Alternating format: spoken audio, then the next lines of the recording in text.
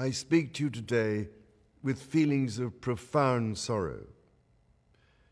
Throughout her life, Her Majesty the Queen, my beloved mother, was an inspiration, an example to me and to all my family.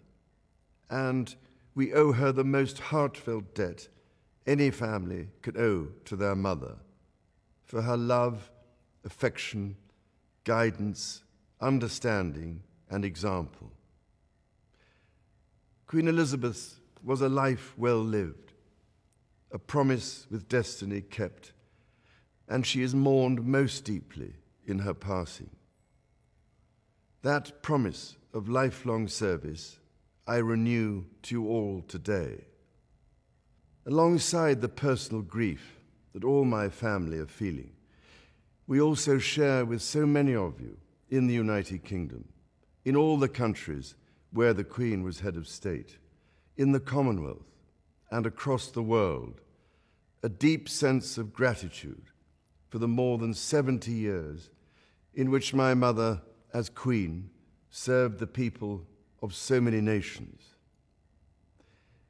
In 1947, on her 21st birthday, she pledged in a broadcast from Cape Town to the Commonwealth to devote her life, whether it be short or long, to the service of her peoples.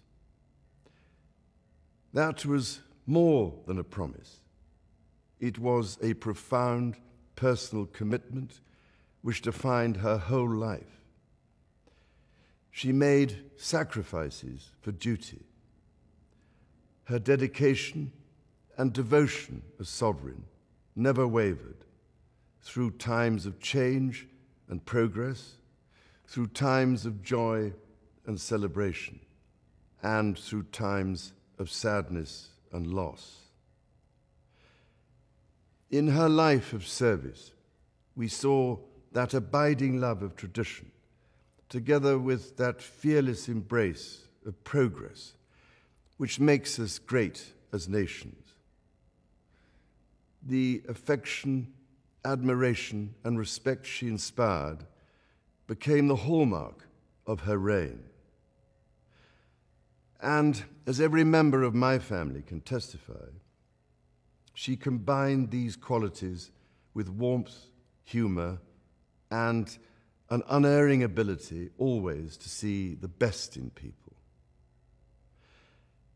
I pay tribute to my mother's memory, and I honor her life of service. I know that her death brings great sadness to so many of you, and I share that sense of loss beyond measure with you all. When the Queen came to the throne, Britain and the world were still coping with the privations and aftermath of the Second World War, and still living by the conventions of earlier times. In the course of the last 70 years, we have seen our society become one of many cultures and many faiths. The institutions of the state have changed in turn. But through all changes and challenges, our nation and the wider family of realms, of whose talents, traditions, and achievements I am so inexpressibly proud, have prospered and flourished. Our values have remained and must remain constant.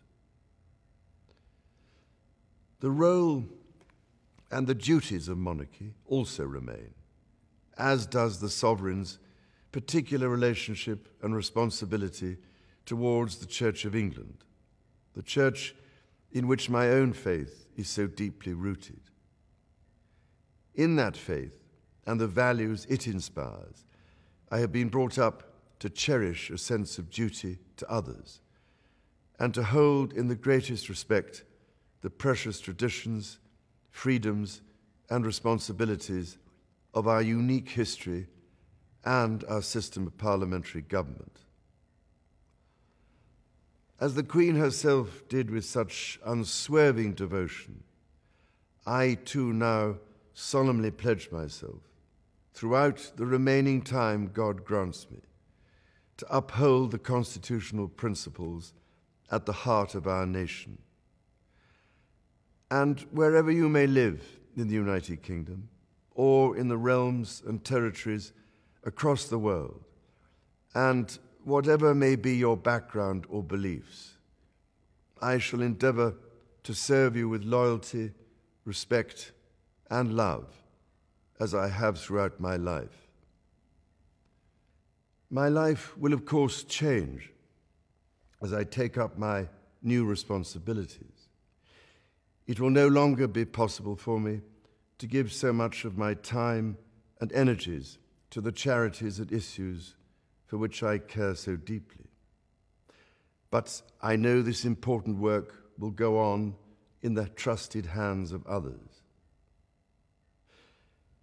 This is also a time of change for my family.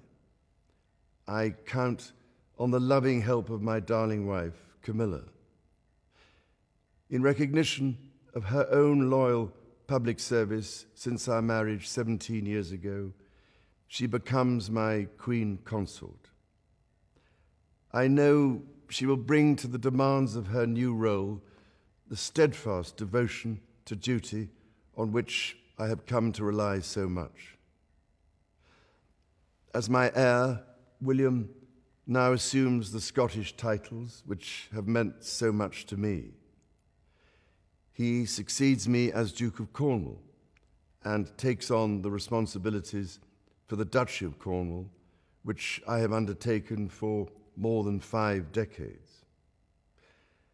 Today, I am proud to create him Prince of Wales, Tywysog Cymru, the country whose title I have been so greatly privileged to bear during so much of my life and duty. With Catherine beside him, our new Prince and Princess of Wales will, I know, continue to inspire and lead our national conversations, helping to bring the marginal to the centre ground, where vital help can be given.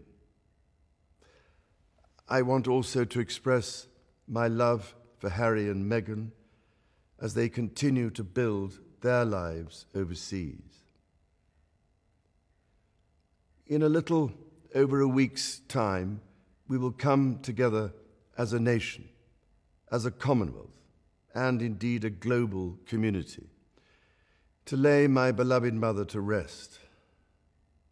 In our sorrow, let us remember and draw strength from the light of her example. On behalf of all my family, I can only offer the most sincere and heartfelt thanks for your condolences and support. They mean more to me than I can ever possibly express. And to my darling Mama, as you begin your last great journey to join my dear late Papa, I want simply to say this: thank you. Thank you for your love and devotion to our family and to the family of nations you have served so diligently all these years. May flights of angels sing thee to thy rest.